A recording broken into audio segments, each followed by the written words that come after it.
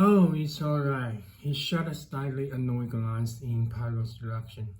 Then he went on, but I don't like the idea of you being a governess at the beck and call of tyrannical mother and their Tyson brat. She laughed with just a hint of uncontrol in the sound. Oh, you mustn't think that.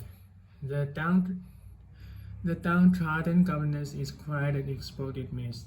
I can assure you that it's the parents who are afraid of being bullied by me. They say no more. Arbuthnot was perhaps ashamed of his outburst. Rather an odd little comedy that I watch here, said Pyro to himself thoughtfully. He was to remember that thought of his later. They arrived at Konya that night about 11:30. The two English travelers got out to stretch their legs, pacing up and down the snowy platform. Monsieur Pyro was content to watch the teeming activity of the station through the window pane. After about 10 minutes, however, he decided that a breeze of air would not perhaps be the best thing. After all, he made careful preparations, wrapping himself in several coats and a muffler, and encasing his knee boot in galoshes.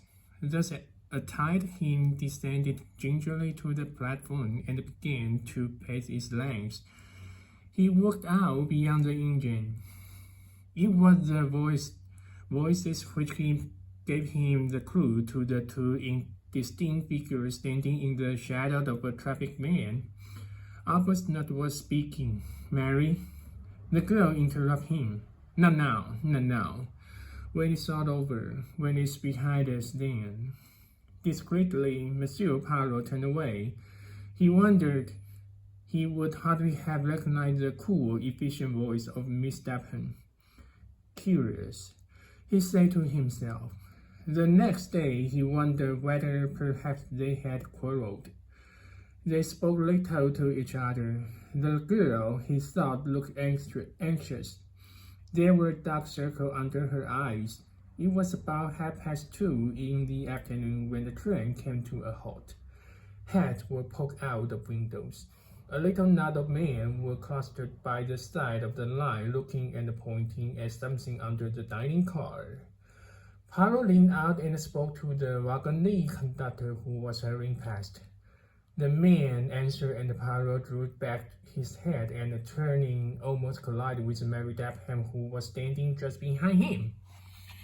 What is the matter? She asked rather breathlessly in French. Why are we stopping?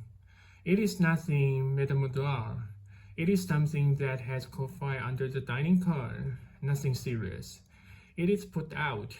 They are now repairing the damage. There is no danger, I assure you.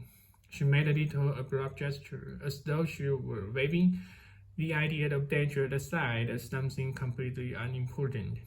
Yes, I understand that. But the time? The time?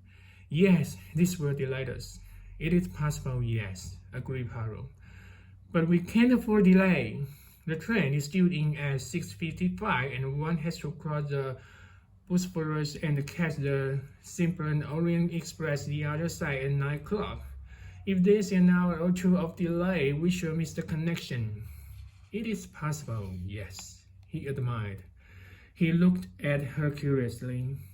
The hand that held the window bar was not quite steady. Her lips too were trembling. Does this matter to you very much, Mademoiselle? He asked. Yes, it does. I must catch that train. She turned away from him and went down the corridor to join Colonel Arbuthnot. Her anxiety, however, was needless. 10 minutes later, the train started again. It arrived at Haida-Pasar only 5 minutes late, having made up time on the journey. The Bosphorus was rough, and the Monsieur did not enjoy the crossing.